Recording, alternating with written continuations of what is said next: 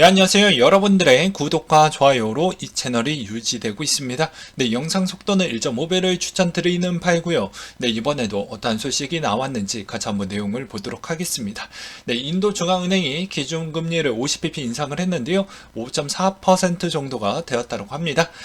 여기에서 알 수 있는 점은 무엇이냐면, 자, 대부분 신흥국, 중진국, 선진국들이 엄청나게 가속도를 붙이면서 금리 인상에 동참해 있는 속도를 맞춰주고 있다라는 게 그나마 긍정적이라고 볼 수가 있겠고요. 내년에는 당연히 이제 침체 구간으로 들어갈 확률이 더욱더 더 빠르게 진행이 된다라고 보시면 될 것 같습니다. 누구는 계속 물가가 잡히지 못할 것이다 이렇게 이야기를 하고 있지만 그건 이제 미국만 독단적으로 올렸을 때만 그러하는 것이고요. 지금은 이제 22도 같이 올려주고 있다라는 게 또 영향을 끼칠 수 있고, 나머지 이제 달러 인덱스 6개 국가 기반에 있는 나라들도 요새 좀 비스듬하게 맞추려고 계속 노력을 하고 있기 때문에 이 시점을 보았을 때도 내년에 어느 정도는 좀 빠르게 침체될 가능성이 전 높다라고 보고 있습니다. 인도도 마찬가지로 인플레이션을 통제하기 위해서 이번에 금리를 좀 조정을 했다라는 것과 달러 인덱스 추이는 106.66을 기록을 했다라고 하는데요. 네, 미중 갈등 불확실성과 달러화 강세가 영향을 끼쳤다라고 하는데, 뭐 간단하게 이야기를 해서 대만의 이번에 고조 됐던 불확실성, 그리고 두 번째로는 9월 달에 금리 인상에 따른 환경적 요건이 충분히 가능하다라는 게 나왔기 때문이라고 저는 생각을 하고 있습니다. 그 다음에 금 가격 추이는 온스당 1772달러 선으로 마감을 보여주었다고 하는데요. 네, 미중 갈등 불확실성과 안전자산 선호 심리가 강화된 점이 이번 영향을 끼쳤다고 합니다. 그리고 유가는 배럴당 88.29달러 선으로 마감을 보여주었다고 하는데요. 중국의 경제지표 둔화에 따른 원유 수요 감소와 미국의 휘발유 재고량이 생각보다 더 많이 쌓였다고 합니다. 독일은 리터당 30센트를 정부가 지원을 해 주었다고 하는데요. 이번 9월부터 보조금을 폐지한다고 합니다. 그렇기 때문에 이제 독일 쪽에서는 대부분 3,000원 원대로 아마 거래가 시작이 될 거라고 하네요. 그 다음으로 이제 러시아 전쟁 부분에 따른 부분이 앞으로 어떻게 마무리가 될 거냐도 우리는 이제 좀 유심하게 바라볼 필요성이 있을 것 같습니다. 이제 가을 정도가 되면 거의 어느 정도는 가닥이 나오지 않을까 싶어요. 러시아가 점령한 우크라이나 도시 중에 최대 인구가 뭐 헤르손 쪽이라고 합니다. 예. 이것도 알고 계셨으면 좋겠고요. 5대4가 우크라이나 곡물 수출선 4척 추가했고 지금까지 8척을 출항을 했다고 하는데요. 제휴를 잘 맺고 곡물 수출도 좀 잘 하다 보니까 이번에 곡물 가격이 미친 듯이 내려왔다라고 볼 수가 있겠죠. 그래서 제가 매번 이야기를 했습니다. 원자재 부분에 대해서 영향성은 이제 에너지 빼놓고는 특별하게 우리가 신경 쓸 필요성이 없다라고도 말씀을 드리기도 했어요. 그 다음으로 아까 전체적인 원유 영향성에 이제 미치는 나라 중에 하나 중국이죠. 이번 중국에 따른 경기 침체는 이번에 분양에 있는 피해 규모가 7,700억 원에 달한다. 그리고 홍다 사태 이후에 여러 가지 있는 그런 부동산 쪽에 문제성이 좀 많이 나오고 있다라고 나와주고 있는 실정입니다. 그래서 정부에게 물어봐야 된다. 돈을 빨리 줄 수 있는지, 돈을 빨리 줘야 집을 지을 수 있는 환경이 될 것 같다. 이런 이야기가 계속 나와주고 있고요. 중국의 지방정부 부채액이 33조 위안인데 한국 돈으로 대략 6,300조 원 규모라고 보시면 될 것 같고요. 미완공 아파트가 산신성, 허난성, 후베이성 해서 총 300여 곳 정도가 된다고 합니다. 그리고 중국의 20강 고위험 건설 업체가 리디, 프리, 양쾅청, 스파워, 징코, 화샤, 룽창, 종난, 타이어 라고 해서 9개 이상이 된다라고 하고요. 국유 기업도 여기에 포함이 되어져 있어서 사태가 좀 더 심각하다 정도로 보는 게 맞을 것 같습니다. 그리고 부동산 건설 산업이 왜 중요하냐면 중국의 GDP의 30%를 차지하고요. 그 다음으로 이렇게 심각하다 보니까 부동산 건설회사 채권의 41조 원이 올해 만기가 돌아오게 되는데 이건 이제 진짜로 터져주는 거 아니냐라고 하는데, 그나마 올해 만기에 뭐가 있습니까? 시진핑 주석의 3연임이 있죠. 그렇기 때문에 신규 주택에 있는 가격 하락이 70대 도시 중 34개 도시가 2년 전 수준으로 돌아왔고요. 정주 등 6개 도시의 5년 전 수준으로 가격이 하락이 나왔다고 합니다.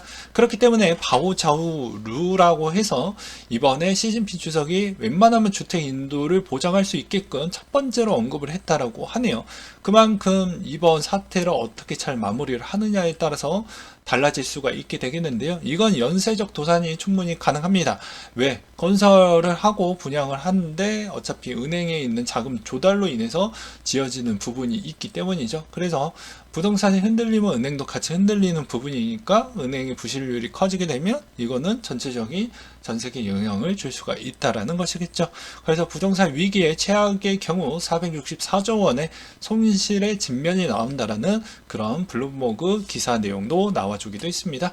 그 다음에 베리 실버트가 이런 이야기를 했다라고 하는데요. 최근에 제가 이더 POW 관련되어서 이야기를 좀 하기도 했었죠. 베리 실버트는 이제 지지하는 게 명확하게 딱 보여주고 있습니다. 나는 이도 POS에 지지를 할 거고 POW에 지원할 의사가 없다라고 해서 강경하게 이제 누구는 이제 POW파, POS파 이렇게 좀 나뉘어진다라고 보시면 될 것 같고요. 9월의 기준금리 전망치가 이제 서서히 주목을 받고 있습니다. 이제 한 달 정도 남았죠. 예, 그래서 보게 되면 노동시장이 여전히 견고하고 물가 잡기에 힘쏟을 수 있다라고 나오고 있는데 노동시장에 있는 데이터는 항상 후행이기 때문에 계속해서 여전히 나쁘지 않을 정도는 계속 나올 수가 있다라고 제가 분명히 말씀을 드렸습니다. 그렇기 때문에 이번에 금리가 만약에 0.75를 한다. 그러면 전체적인 위험자산에 미치는 영향 강도는 저는 좀 클 것이다 라고 볼 수가 있겠고요. 이 9월 달에 또 뭐가 있습니까? 아까 이야기했던 이더의 포크가 저는 거의 사실상 된다라고 보는데 이 포크로 인한 여러 가지 성장통이 어떻게 이루어질 것이냐가 좀 관건이 될 것 같고요. 그 다음에 이제 워렌 버핏에 관련된 이야기를 좀 해보려고 하는데요. 2분기 순소실액이 437억 달러, 한국 돈으로 대략 57조 원 규모라고 합니다. 2분기 평가 손실액이 530억 달러. 그러니까 애플이나 여러 가지 주식이 이번에 주식이 20% 이상 하락을 받았다라는 것이죠. 그리고 현금 비중이 136조 원으로 거의 변화가 없다라고 합니다. 그러니까 재투자 부분이 아직은 진행이 안 됐다라고 볼 수가 있겠죠. 분명히 말씀을 드리지만 부자 안에서도 실패하는 부자가 속출하고 있고요. 그 안에서 살아남는 부자들이 더 유지를 하든지 아니면 더 윗단계로 올라가든지 그렇게 될 수가 있어요.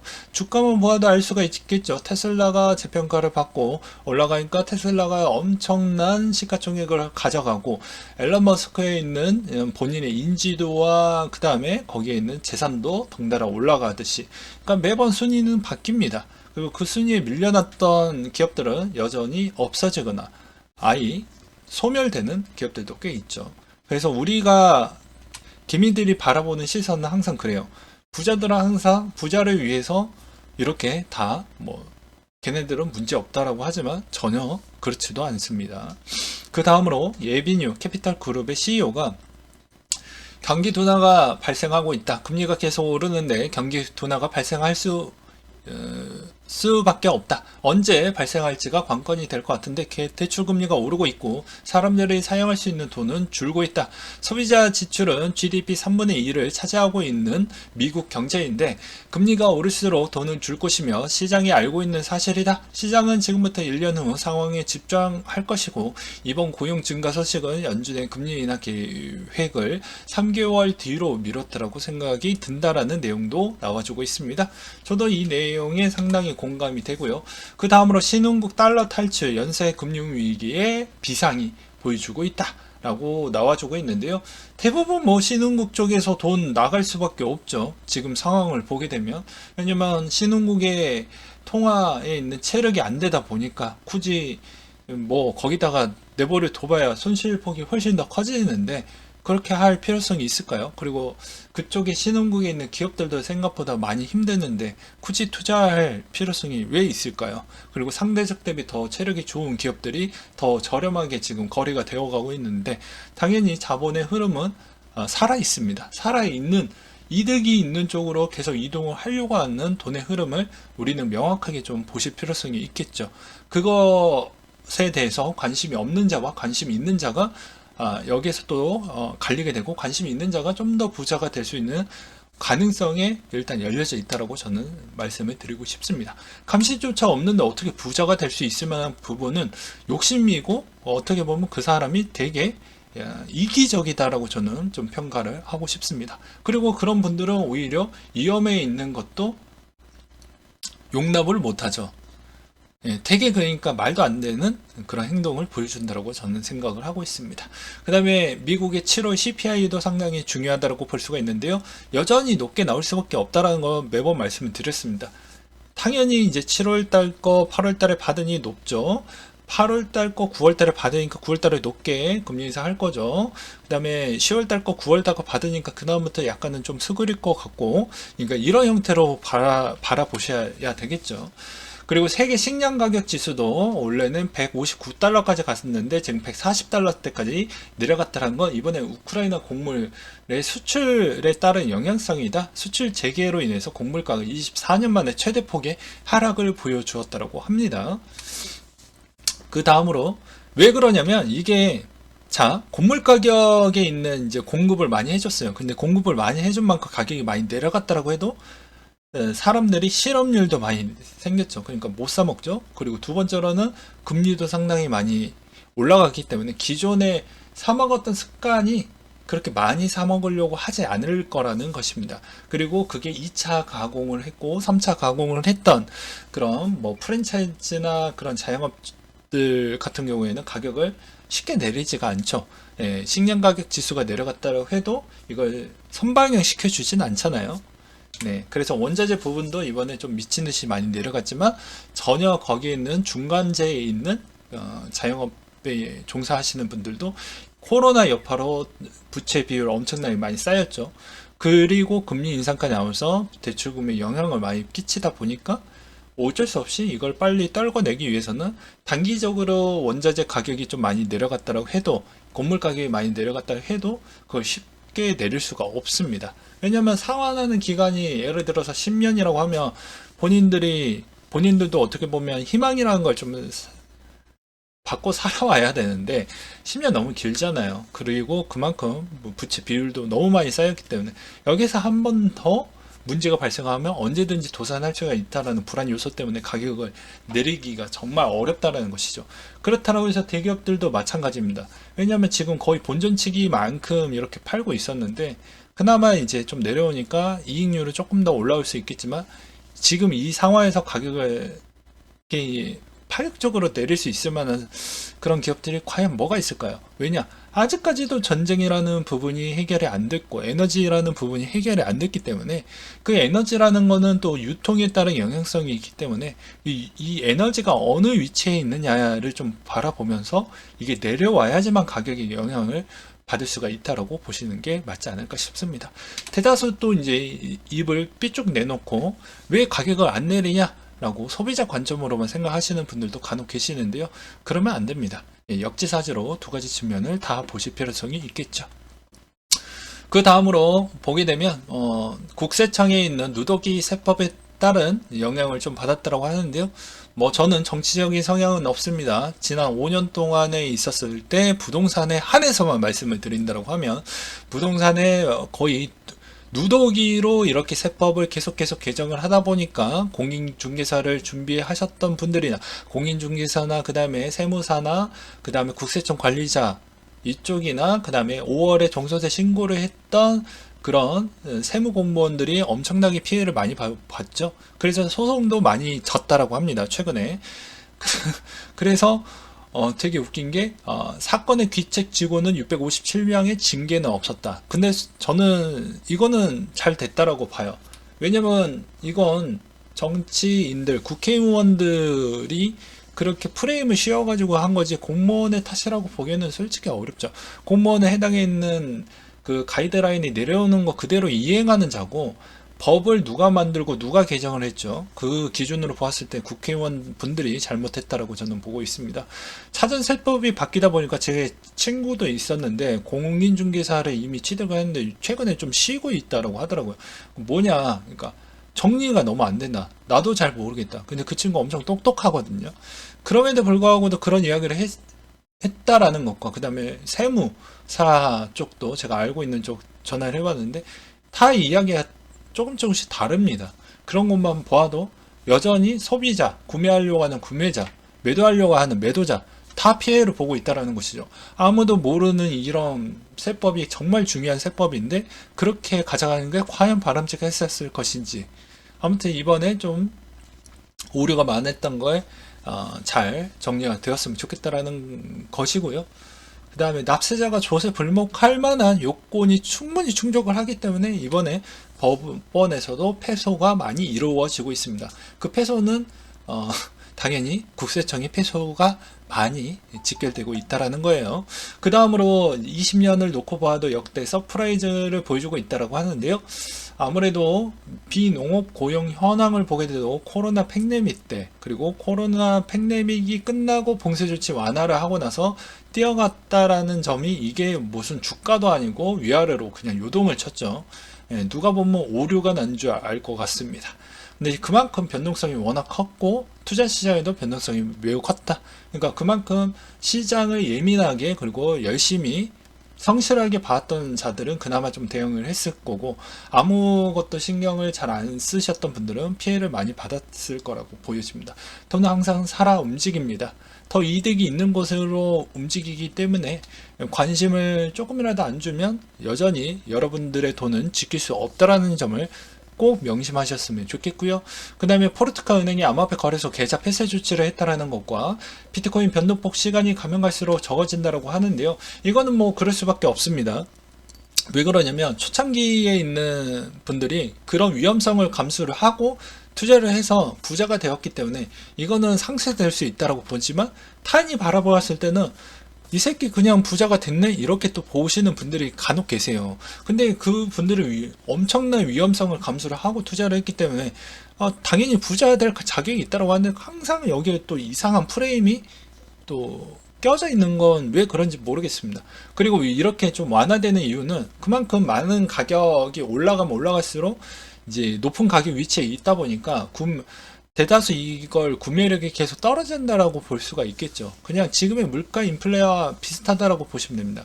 주식에 있는 가격과 코인에 있는 가격이 어떻게 보면 이제 코인은 거래할 수 있는 거래 그 폭이 좀 더 유연하지만, 주식으로 비유를 하면 한 주당 거래밖에 안 되죠. 요새는 소수점 거래도 되지만 코인 때문에 소수점 거래가 생긴 것 같기는 해요.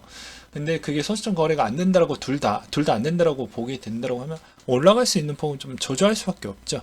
왜냐면 살 수 있는 사람이 한계가 있으니까. 그렇게 보시는 게 맞을 것 같고요.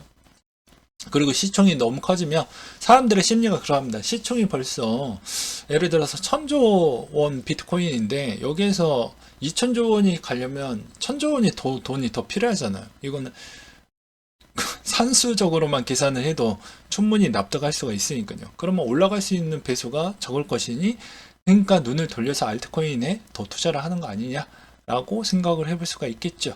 그 다음에 빵값, 치킨값 저렴해지냐, 세계 밀, 식용유 가격도 10%대 하락을 보여주었다 라는 내용이 나와주고 있죠. 근데 아까 다 설명을 드렸습니다.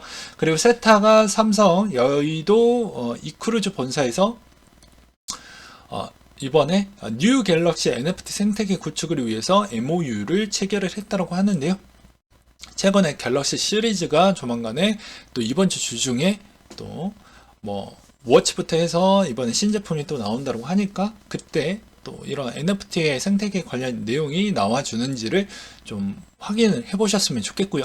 그 다음에 스타벅스가 이제 투자자의 날 행사에 맞춰가지고 NFT 포함하는 웹3 이니셔티브를 공개할 예정이라고 하니까 이것도 좀 집중을 해볼 필요성이 있을 것 같습니다.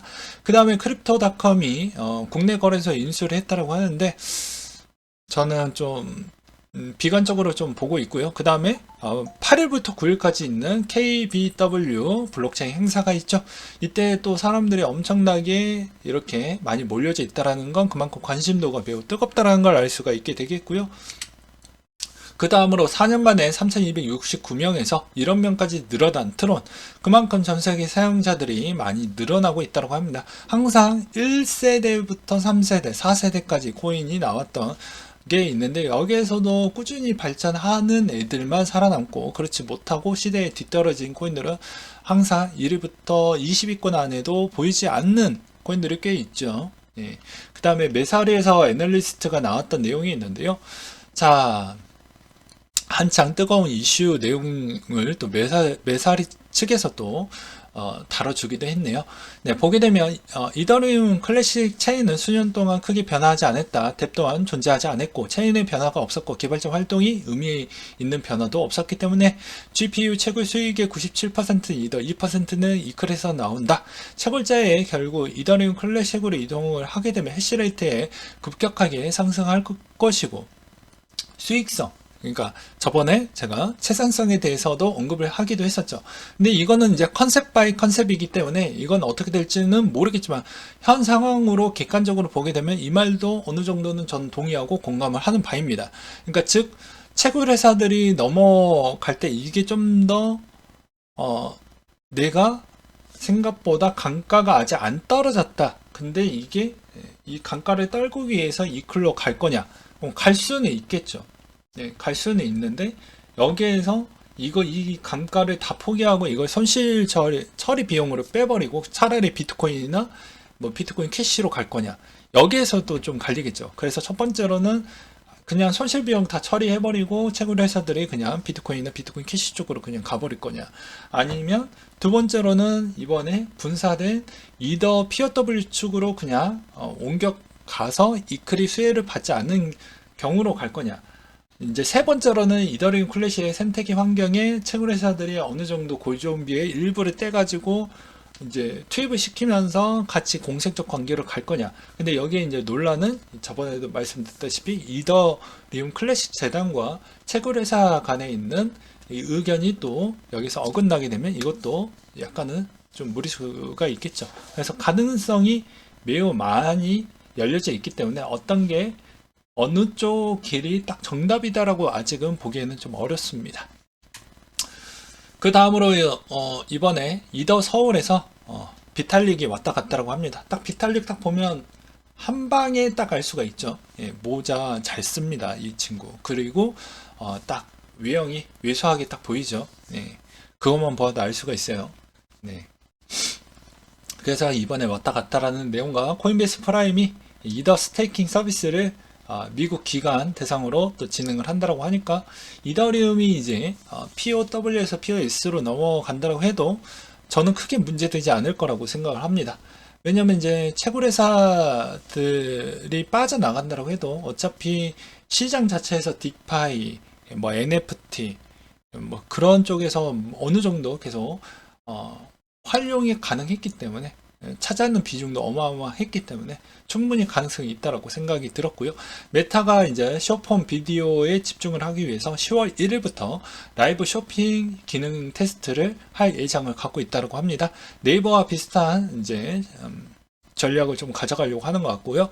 그 다음에 이번 하락장의 온체인 데이터들은 경제 이슈 모두 참고해서 과거와 다른 대응이 필요하다라는 내용이 또 나와주기도 했던 게 있는데요. 포인트만 보게 되면 고래들은 직전 거래소와 엄청난 물량을 입금시키는 경우가 간혹 있다. 그러니까 무슨 말이냐면, 어떤 특정의 일정 이상 크게 입금을 하는 시점일 때는 좀 유심하게 바라보셔라 라는 이야기를 했다라고 보시면 될 것 같습니다. 네, 이제 마지막 내용으로 가난의 멘탈리티, 부자의 멘탈리티라고 이렇게 되어져 있는데, 한 번쯤 좀 눈으로 읽어보시길 바라겠습니다. 그러니까 가난하시는 마인드가 별로 좋지 않는다라는 얘기인 거고요. 부자의 마인드라도 좀 가져야 그나마 가능성이 좀 더 높아지는 거 아니겠냐라는 것이죠. 제 여기에서 여러 가지 내용 중에 좀 눈에 들어왔던 건 무엇이냐면, 끊임없이 배우고 변화를 추구하면서 그 다음에 문제를 해결하려고 한다라는 게 좀 눈에 많이 들어왔고요. 그 다음에 어, 가난의 멘탈리티를 또 보게 되면 계속 소비를 하면서 남 탓을 하고, 그리고 수입에 상당히 목숨을 걸고 비난도 하고 문제만 이야기를 한다는 겁니다. 그러니까 남의 까대끼는데 시간을 다 쓴다는 거죠. 예. 저를 보시면 아시다시피 항상 시간을 최대한 활용적으로 쓰려고 하지 않습니까? 예. 제가 물론 완벽한 사람이 아니에요. 부족한 사람입니다. 예. 발음도 부족하고, 그 다음에 너는 네 생각, 어떻게 보면 또 이번에 나왔던 게 너가 이런 이야기하는 스피치 부분도 좀 배울 필요성이 있고 그러합니다. 예, 근데 저도 이 24시간 중에 회사에 머무는 그런 시간이 있고요. 분석할 시간이 있고요. 그 다음에 또 여러 가지 또 준비를 해야 되고요. 부업도 하는 것도 있고요. 하다 보니까 핑계 거리겠지만 24시간을 쪼갰는데 그 남은 시간에 그게 좀 부족하다 보니 그게 또 안 된다는 것과, 그 다음에 수면이 좀 많이 부족하다 보니까 뇌가 자꾸 네, 자꾸 활성화가 좀 덜 되다 보니 자꾸 저는 부분이 없지 않아 있는 것 같습니다. 아무튼 여러분들도 한번 좀 보시길 바라겠고요. 그 다음에 하나 더 팁을 알려드리도록 하겠습니다. 최근에 분위기가 비트나 이더리움의 분위기가 8월달 때까지는 그래도 어느 정도는 선방할 수도 있는 가능성이 좀 주관적으로 보일 수도 있게 되겠는데요. 언제든지 8월 한 초중순이 넘어가는 시점 때부터는, 그때부터는 유심하게 비트코인이나 이더리움 방향성이 좀 달라질 수 있다고 저는 생각을 하고 있습니다. 그 이유는, 자, 여기에서도 이더리움 파에서도 수익이 많이 낮아 있는 이더리움 관계자 쪽은 이번에 이제 간단하게 이야기하면 둘 중에 하나겠죠. 나는 수익을 일단 이번에 스냅샷을 찍지 않고 에어드랍을 받을 생각 포기하고 그냥 수익을 챙겨 먹겠다라는 유형이 있을 것이고요. 아니면 나는 그냥 존버해서 에어드랍 받는다. 이더 POW 받을 것이다. 이런 자가 있을 것인데, 지금의 8월장에 그나마 지금 완만하게 올라가고 있는 패턴을 또 보게 되면 오히려 이번에 이더 POW에 따른 이야기가 좀 나왔기 때문에 이거에 따른 코인을 또 받기 위해서 조금 가격 방어가 좀 되는 거 아니냐 라는 생각이 좀 많이 들기도 했습니다. 최근 움직임을 보게 되면 저는 그렇게 좀 해석을 하고 있어요. 참고하시길 바라겠습니다. 네, 이상으로 마치도록 할게요.